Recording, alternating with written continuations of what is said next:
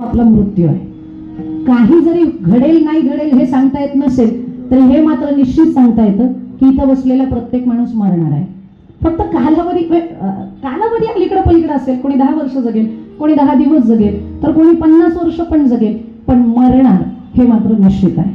आणि मरण चांगलं यावं यासाठी प्रत्येकानं प्रयत्न केला पाहिजे. मग परीक्षितीला विचारलं तुला जगायचंय की 7व्या दिवशी मरायचंय? मग परीक्षिताचं हेच वाक्य होतं, मरायचं तर सगळ्यांना आहे, आज नाही तर उद्या मी पण मरणार आहे. मरण जर चुकणारच नाही तर मग उद्या मेलो काय, आज मेलो काय, फक्त मरण चांगलं यावं यासाठी काहीतरी करा.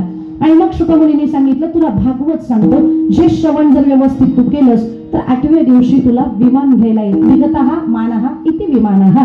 मानाचं हरण होणं म्हणजे विमान येणं आहे. आपण आतापर्यंत 1000 कीर्तन ऐकली असतील, पण आपल्याला काही विमान साधं खोटं सुद्धा आलं नाही पृथ्वीवरचं. पण परीक्षिताला मात्र खरंच घ्यायला विमान आलं का? कारण मरण सुधारण्यासाठी